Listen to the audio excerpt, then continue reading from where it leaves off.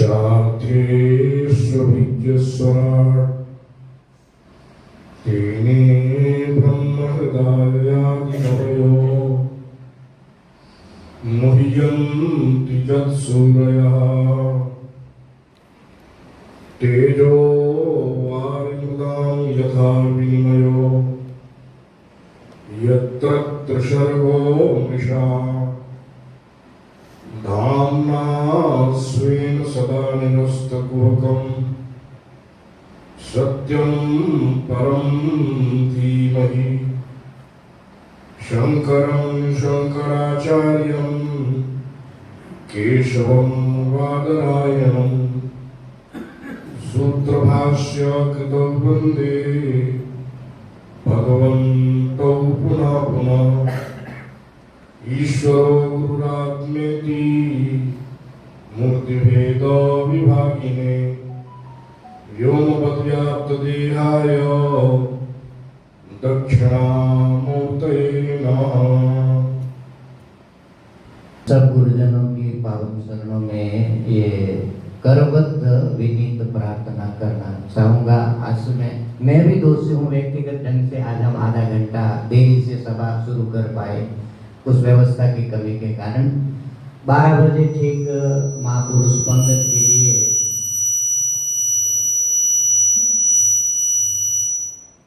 जो भी भिक्षा के लिए महापुरुष पधारेंगे वो ठीक टाइम से भिक्षा कर पाए, इसलिए 5 मिनट की जो समय सीमा है इसका थोड़ा ख्याल रखें। संबोधन को यदि गुरुजन थोड़ा संक्षिप्त में कर दें और मंगलासन संक्षिप्त में कर दें।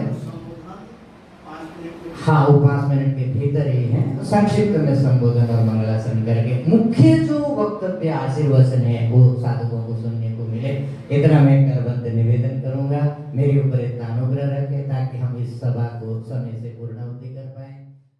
शांति प्राप्ति का जो उपनिषद का शाश्वत संदेश है, पुत्रेष्णायाः वित्तेष्णायाः लोकेष्णायाश्च वित्ताय भिक्षाचर्यं चरन्ति, इस श्रुति वाक्य को आधार बना करके साधक परम शांति कैसे प्राप्त कर सकते हैं, इसका बहुत ही शास्त्रीय ढंग से विवेचन किया। श्रद्धेय मंडलेश्वर जी महाराज की पावन शरणों में मैं कोटि शब्द नमन करता हूँ। अब इस सभा का अध्यक्षीय उद्बोधन होगा। मैं प्रातः वंदनीय गुरुदेव से करबद्ध निवेदन करता हूँ, आज की जो सभा है और जो सभा का निर्धारित विषय है इसके ऊपर अपना उद्बोधन साधकों को वचन देते हुए, आशीर्वाद देते हुए सभा को पूर्णाहुति और ले जाए। प्रातः वंदनीय गुरुदेव। और जो सामने आभार ज्ञापन करेंगे, आपका वक्तव्य हो जाए, फिर बाद में स्वामी जी का आभार ज्ञापन हो जाए।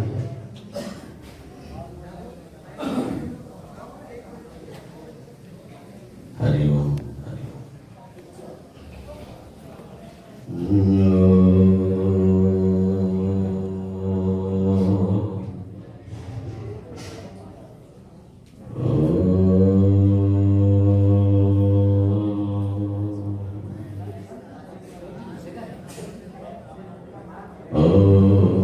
भद्रं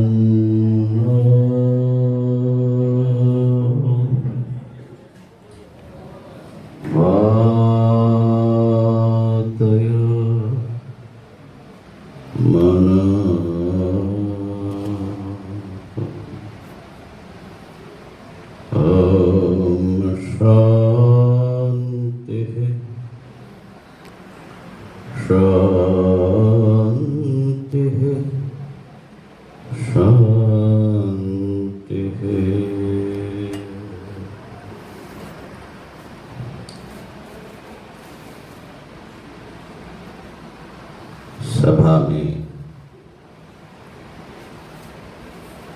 अपनी गरिमामयी उपस्थिति से हमें सबको अनुग्रहित करने वाले आचार्य महामंडलेश्वर वृंद, आचार्य वृंद, संतजन, भक्तजन, मातृशक्ति, हम तो संतों के प्रवचन का आनंद ले रहे थे। एक एक महापुरुष एक एक आयाम उद्घाटित कर रहे थे। अच्छा लगता है जब किसी विषय पर नवीन प्रकाश, और वो भी प्रमाण से ओतप्रोत चीज़ें सामने आए, तो सभी को हम खूब खूब अभिवादन करते हैं।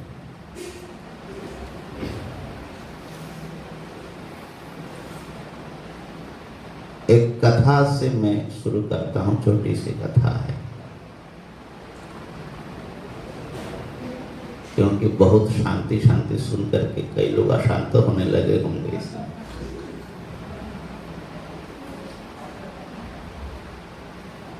एक संत एकांत में शांति प्राप्ति का प्रयास कर रहे थे,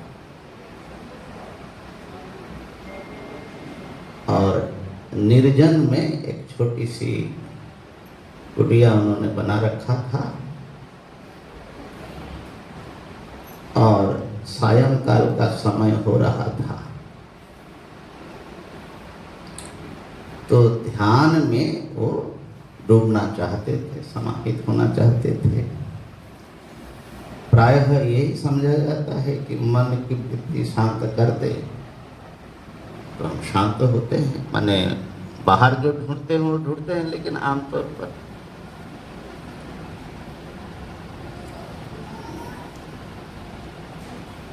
तो जब वो ध्यान में बैठे अपने आसन पर और मन को समेटना चाह रहे थे, अचानक अशांति शुरू हो गई। ऐसा ही होता ही है। कई बार तो एक मच्छर महाराज जी पूरी शांति हमारी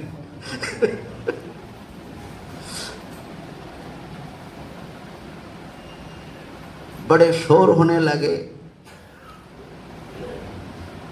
कुटिया के बाहर खेत था, वर्षा का समय भी था।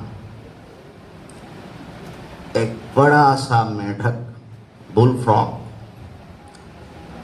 वो अपना जो है गया गो चालू किया, अपनी संगीत चालू किया उसने। पहले तो संत जी ने थोड़े गुस्सा तो हुआ और कोशिश किया कि इसको जो है ये हट जाए, हमारा मन उधर से आ जाए, इधर आ जाए, लेकिन कहाँ होता है हमारा। तो परंतु कुछ देर संघर्ष करते करते गुस्सा आया, फिर आसन से उठा, उठ करके खिड़की के बाहर झांका, बड़े जोर से चिल्लाया, शांत। अब वो महात्मा बड़े उच्च कोटि के महात्मा थे, भजनानंदी महात्मा थे।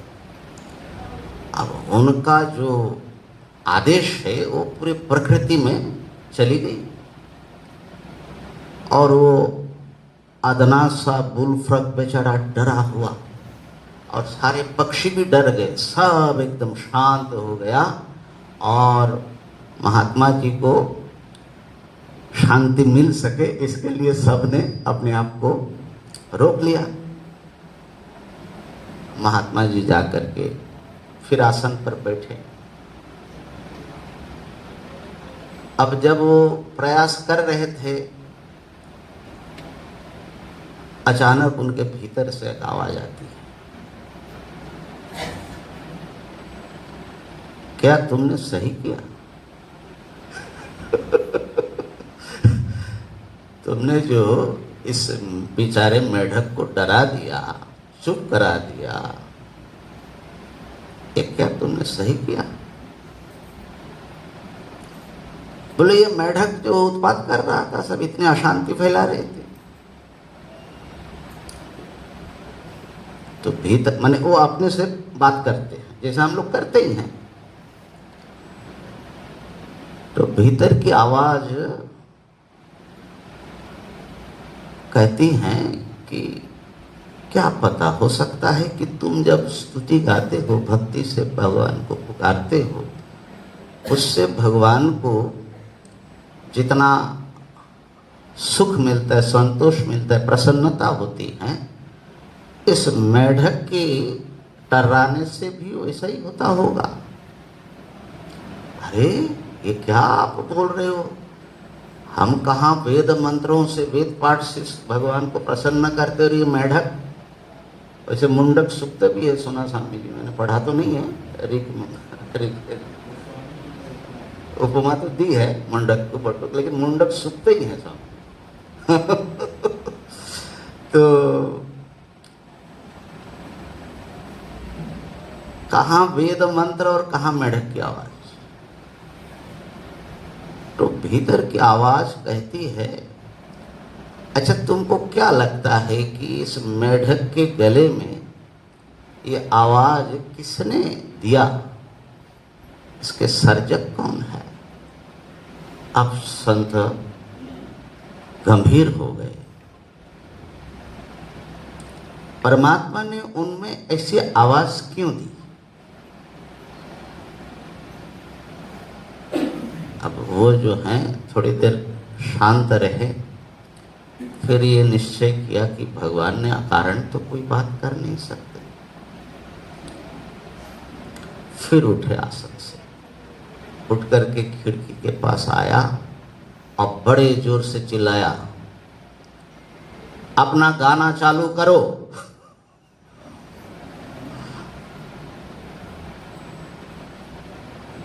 अब सब बड़े खुश हो गए, बेचारा बड़े मुश्किल से रुका रखा था। अब पूरे अपना जो है गले में जितनी ताकत है वो जो है शुरू किया, यहाँ गो, और उनके आस पड़ोस वाले भी फिर धीरे धीरे सब शुरू किया। अब संत जी जा करके अपने आसन पर बैठे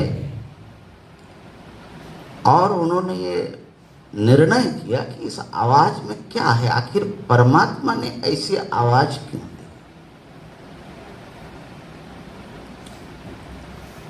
तो जब उस आवाज को बड़े प्रेम से सुन रहे थे, अचानक उनको ये स्फुरणा हुई कि इस आवाज में बड़ी शांति है। जो रात की शांति है, रात्रि की जो साइलेंस है, वो और एनरिच्ड हो जाता है, समृद्ध हो जाता है मेढक की आवाज से। कभी आपने सुना होगा तो आप भी महसूस किए होंगे। हाँ। तो वो जो है, एक संत ने ये कथा लिखी, उसका नाम दिया prayer of frogs, the prayer of frock,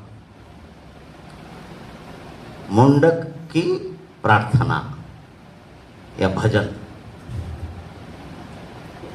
तो मैं ये कहना चाह रहा था,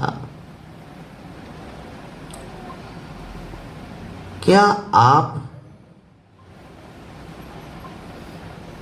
पूरी प्रकृति और भगवान की सृष्टि के साथ शांति बना करके चलते हैं? क्या आप एक्सेप्ट करते हैं? एक्सेप्टेंस है, स्वीकृति है।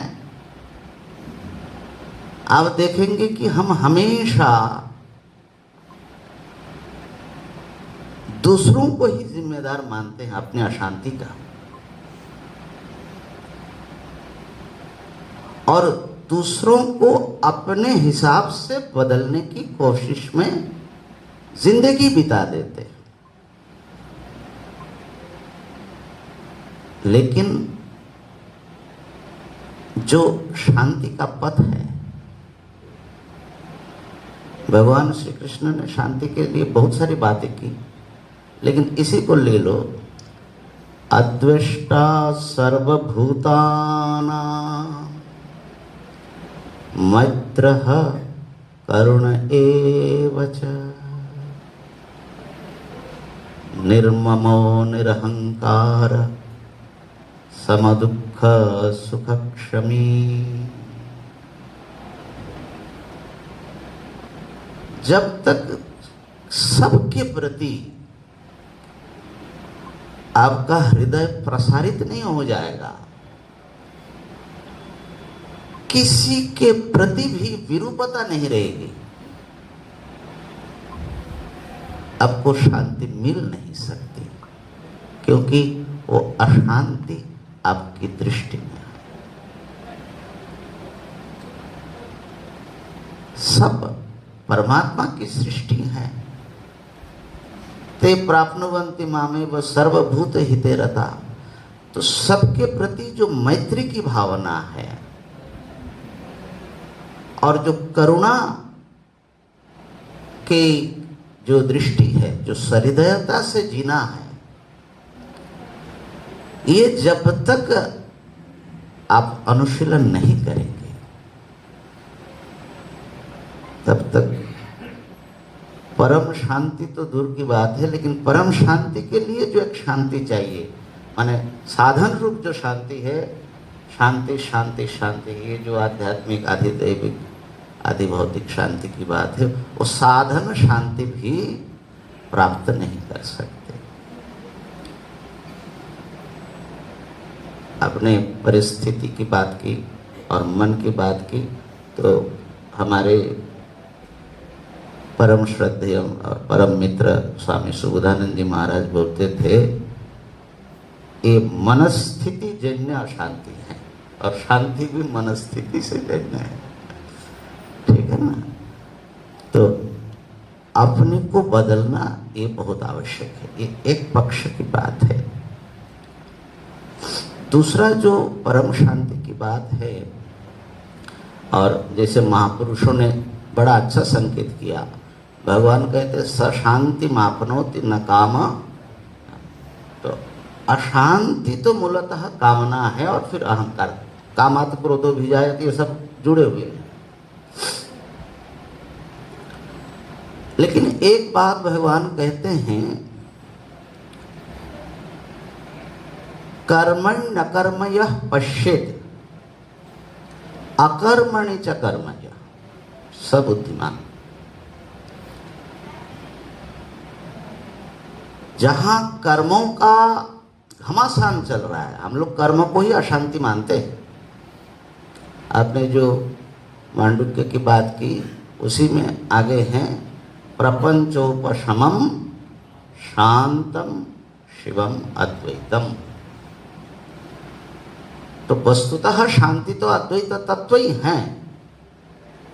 जहां द्वैत प्रपंच का नामो निशान नहीं है और कभी हुआ ही नहीं है। अभूत द्वैत जालाय, पंचपादी का कार्य लिखते हैं मंगलाचरण में, जहां द्वैत जाल कभी हुआ ही ना हो, अभूत।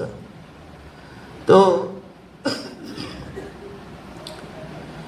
लेकिन ये ध्यान दीजिए कि हजारों प्रकार के घमासान में हमारे भीतर कहीं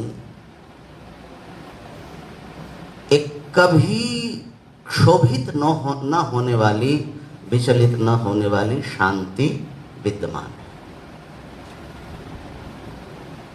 कर्म के भीतर एक परम निष्क्रियता विराजमान है, और कई बार बाहर की शांति वो भीतर अशांति को दबा करके होती है। अब शांति पुरस्कार के लिए इतना अशांति कर दिया ट्रंप ने। अभी गाजा में शांति हुई, लेकिन कितने देर की हैं, किन शर्तों पर है, ये सब विचारणीय है। तो ये जो एक गहरी शांति है, महात्माओं के पास, साधकों के पास वो कला होती है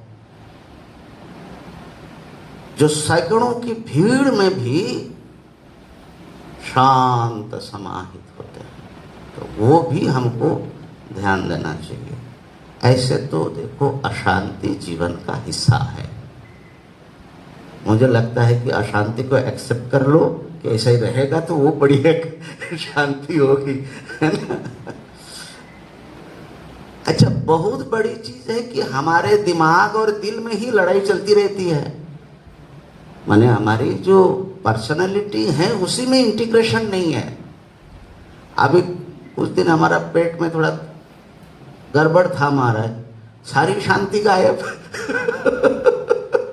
तो ये जो शरीर की शांति, इंद्रियों की, तज ज्ञानम प्रशम करम यदीन्द्रियाणम, ज्ञान तो सच्चा वही है जिस ज्ञान से सारी इंद्रियां शांत हो जाए। इंद्रियों में मन भी है, परंतु एक बात मैं इस समाज के परिप्रेक्ष्य में आपको कहना चाहूँगा, शांति शांति शांति की बात तो करते हैं, लेकिन समाज की दृष्टि में शांति के लिए शक्ति की बड़ी आवश्यकता है, और बिना युद्ध किए शांति स्थापित नहीं होगी। भगवान ने अर्जुन को यही समझाया। हम लोग भारत के जो धर्मपरायण लोग हैं, हम शांति की बड़ी उपासना की, लेकिन कई बार लगता है कि गलत उपासना, माने कुछ चीजें हमारी गलत हो गई। जो हमारे जमीन हड़प रहे हैं, जो हमारे लोगों को परावर्तित कर रहे हैं और भविष्य के लिए शत्रु सेना खड़ा कर रहे हैं, हम उनके साथ भी बड़ी भाई अच्छा चलो इतना ले लो और हम शांत हो जाए। एक बड़े महापुरुष थे अपने ब्रह्मलीन, जो माउंट आबू वाले महेशानंद जी महाराज थे ना, एक बार उनका विचार हम पढ़ रहे थे, तो उन्होंने कहा कि जब ये बात सामने आई और कलकत्ता में जो 1946 में द ग्रेट कलकत्ता किलिंग हुआ, मुसलमानों ने पहले हिंदुओं को एकदम माने जेनोसाइड जैसा कर दिया, हजारों लाशें, और बहुत दिनों तक पड़े रहे, माने गिद्ध घूमते थे, इंसान का चिन्ह नहीं दिखता था। ये सब ब्रिटिशों का रिपोर्ट में मिलता है। आजकल बंगाल फाइल से कहा है ना, उसने सब कुछ बातें फिर सामने लाया, और फिर नोआखाली में जेनोसाइड हुआ। ये देख करके, वो खास करके कलकत्ता वाला देख करके कांग्रेस ने एक्सेप्ट कर लिया, गांधी जी, नेहरू जी, कि अब जो है इस स्थिति में भारत विभाजन को स्वीकार करना पड़ेगा, कम से कम कुछ शांति तो होगी। ऐसे दोनों पक्ष में लोग मारे जा रहे हैं, भारत का विभाग हो गया, मिली शांति जो जिसके लिए आपने किया, और ज्यादा लंबा कर दिया शांति को। जो गया सो तो गया, वहां से तो कितने बार अटैक हुआ, अभी जो आपके पास है वहां पर भी सब तैयार हो रहे हैं। ये तो हम लोगों का सौभाग्य, मोदी जी आ गए और यूपी में योगी जी हैं, तो माने शक्ति के सामने जो है उत्पाती तत्व, जिहादी तत्व जो है थोड़े शांत हैं। तो याद रखना कि सही निमित्त के लिए आपको युद्ध करना पड़ेगा। युद्ध से भागोगे, शांति मिलने वाला नहीं है। हमने अपने आत्मरक्षा की बात सोचा नहीं, हमने शत्रु को पहचाना नहीं, आतताई को पहचाना नहीं। आतताई न मायांतम हन्यादेव अविचारयन, आतताई को आते हुए देखने से बिना विचारे उसका हत्या कर दो, ये धर्मशास्त्र का विधान है। भगवान ने अर्जुन को इसलिए प्रेरित किया, दुष्टों के सामने अगर तुम झुके रहोगे और शांति प्रस्ताव रखते रहोगे, कभी शांति नहीं मिलेगी आपको। और आतताई कौन है? अग्निदो गरदश्चैव शस्त्रपाणिर्धनापः, जो आग लगा दे, जो जहर दे दे, और जो शस्त्र उठा करके हत्या के उद्देश्य से आए, जो आपके धन हरण कर ले, जो आपके स्त्रियों को लूट ले, जो आपके जमीन हड़प ले, ये 6 के 6 कारण उनमें दिखता है स्वामी जी, जिहादियों में। और उनके साथ शांति रखने की बात करते हो, और इसी कारण मारे जा रहे हैं। हम लोग चुपचाप सो रहे हैं। सनातन हिंदू समाज सोचते कि हम अपने को बचा लेंगे। ये छांगुर में क्या हुआ, इतना बड़ा, खाली छांगुर तो खाली सामने आया, ये तो खाली टिप ऑफ द आइसबर्ग है। कितनी जगह पर ये धर्मांतरित का धंधा चल रहा है और हिंदू समाज को दूसरे समाज में परिवर्तित कर रहे हैं। और याद रखना कि जो इस समय आपके प्रति शत्रु भाव रख रहे, ये सब हिंदू ही थे, कन्वर्टेड हिंदू थे। हमारे लोगों को हमारे विरोध में खड़ा कर दे रहे और हम असहाय देखते रहे। तो ये जो आइडियोलॉजी है, ध्यान देना, सारे अशांति का कारण पूरे विश्व में कि खाली हम ही रहेंगे और दूसरे हमारे ग्रंथ को मानने वाले, हमारे पंथ को मानने वाले, हमारे मत पर चलने वाले ही रहेंगे। दूसरे के लिए ना यहाँ जगह है ना स्वर्ग में जगह है। ये तो जिहादी मेंटालिटी है। और हिंदू क्या कहता है, सर्वे भवन्तु, जितने मत पथ हो कोई बात नहीं, बेसिक चीज होनी चाहिए, सबके प्रति प्यार होना चाहिए, सबको जीने का अधिकार है, इसको एक्सेप्ट करना चाहिए। यही तो सभ्य समाज का मूल है। उपास्य भेद होना हमारे यहाँ कभी कोई समस्या नहीं रही, ग्रंथ भेद होना कोई समस्या नहीं रही। क्या आप धर्म के पथ पर चल रहे हैं? क्या आप दूसरे को पीड़ित करते हुए जीवित रह रहे हैं? चाहे भगवान के नाम पर हो, चाहे दुनियादारी के नाम पर हो। हाँ, देख रहा हूं, आप अशांत मत होइए मेरी ध्यान। तो हमारा समाज अपने को पहचाने और अधर्म के खिलाफ, पूरे विश्व शांति के खिलाफ जो फोर्सेस काम कर रहे हैं, उसके लिए हमें संगठित और सुपरिकल्पित रूप से काम करना है। ये भारत की, और भारत जब मैं बोलता हूँ तो हिंदुओं की ये विशेष जिम्मेदारी है। अगर हिंदू बहुसंख्यक है तो सबको सुख मिलेगा भारत में। जिस दिन जहाँ से हिंदू कम हो गया, वहाँ से भाई इस्लाम के भी कितने फिरके हैं, उनको भी वहाँ से भगा रहे। शिया और सुन्नी में कितने मारकाट मचा है महाराज। तो ऐसे मतादर्श से दुनिया को शांति नहीं मिल सकती। इसका मैं आचार्यों के प्रति भी बड़ी नम्रता से निवेदन करूँगा, अपने संदेशों में ये बात ज़रूर रखना चाहिए और समाज को जगाना चाहिए। मैं अपनी वाणी को ही विराम देता हूँ। पूज्य गुरुदेव का ये विशेष बात होती थी राष्ट्रीय पक्ष पर, तो मैं इन शब्दों से उनको भी, उनके भी चरणों में अपना श्रद्धा सुमन अर्पित करता हूँ। हरिओम तत्सत, हरिओम तत्सत, हरिओम तत्सत। अध्यक्ष उद्बोधन के साथ ही वैसे तो सभा पूर्ण हो जाती है। अब केवल एक पद्धति बची है, आभार व्यक्त करना। इतने महापुरुष, इतने संत, इतने साधक यहाँ पधारे।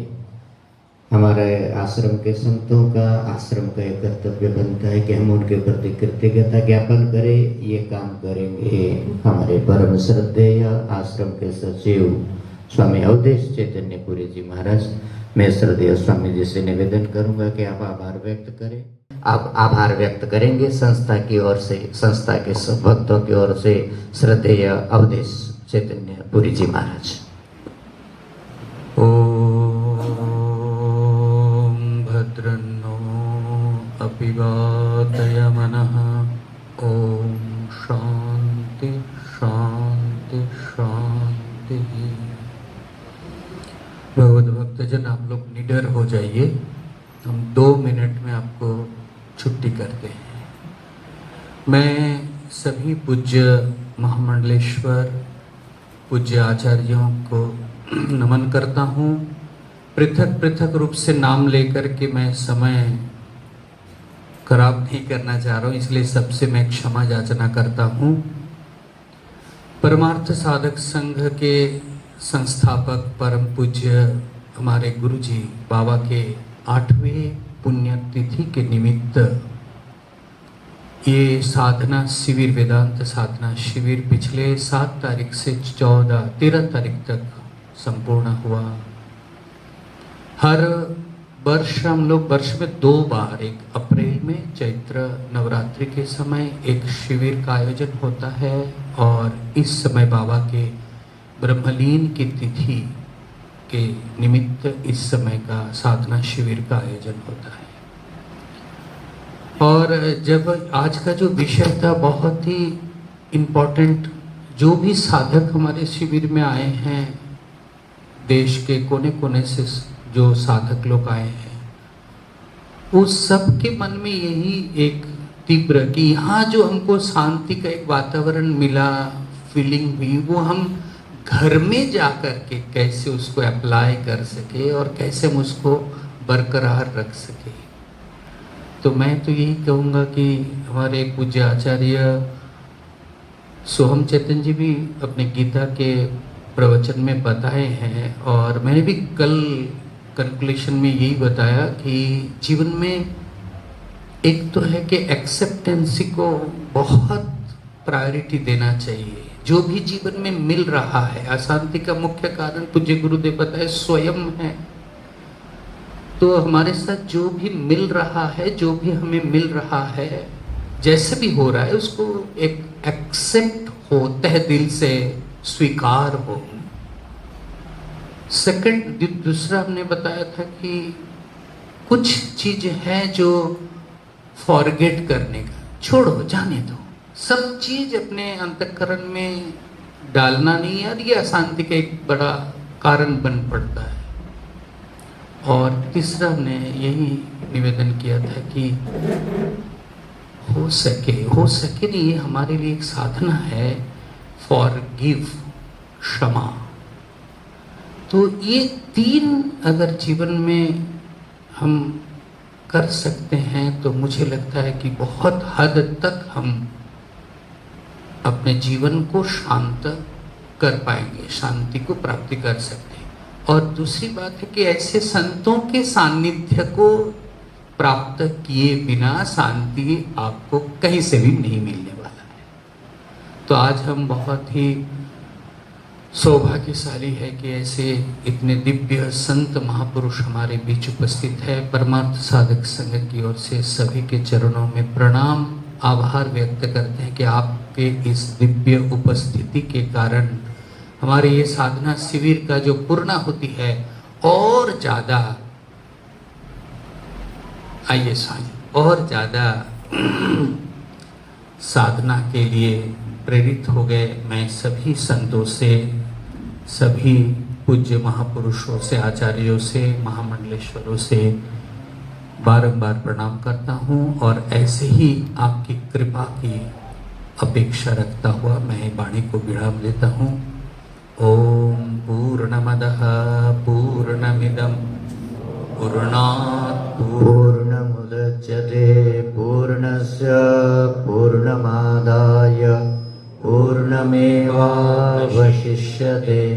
ओम शांति शांति शांतिः। ओम नमः पार्वती पतये। हर हर हर महादेव।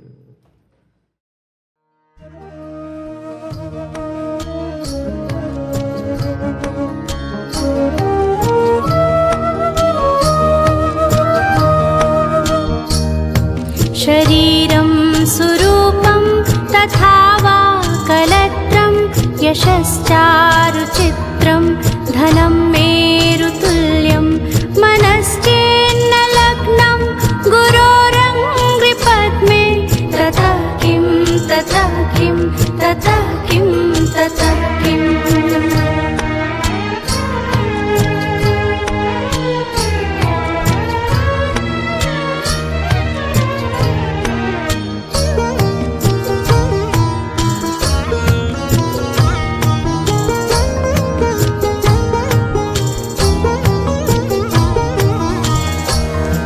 कलत्रं धनं पुत्रपौत्रादि सर्वं गृहं बान्धवा सर्वमेतद्धिजातं मनश्चेन्न लग्नं गुरोरङ्घ्रिपद्मे ततः किं ततः किं ततः किं ततः किम्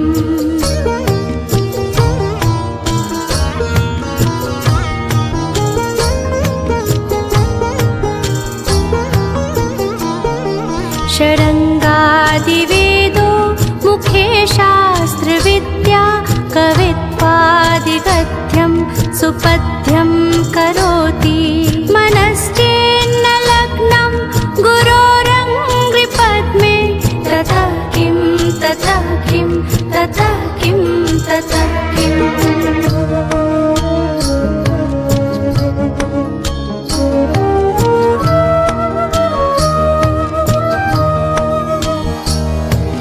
विदेशेषु मान्यः स्वदेशेषु धन्यः सदाचारवृत्तेषु मत्तो न चान्यः मनश्चेन्न लग्नं गुरोरङ्घ्रिपद्मे ततः किं ततः किं ततः किं ततः किम्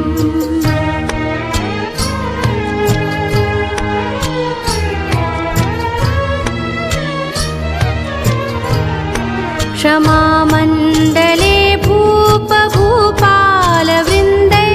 सदा सेवितं यस्य पादारविन्दं मनश्चेन्न लग्नं गुरोरङ्घ्रिपद्मे ततः किं ततः किं ततः किं ततः किम्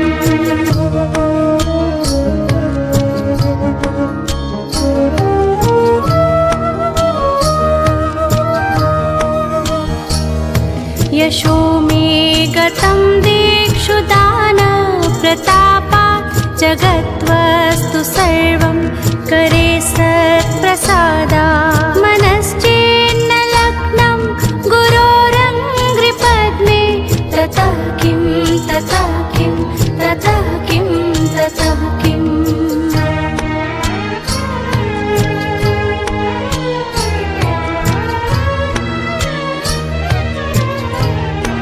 न भोगेन योगेन वा वाजिराजौ न कान्ता सुखेनैव वित्तेषु चित्तं मनश्चेन्न लग्नं गुरोरङ्घ्रिपद्मे ततः किं ततः किं ततः किं ततः किम्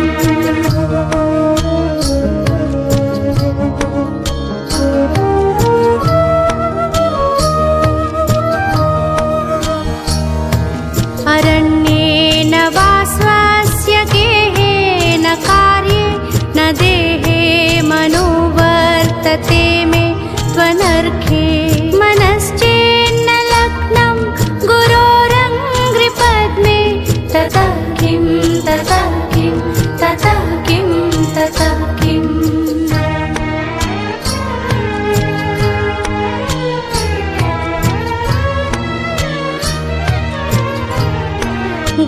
गुरोरष्टकं यः पठेत् पुण्यदेही यतिर्भूपतिर्ब्रह्मचारी च गेहि लभेद्वाञ्छितार्थं पद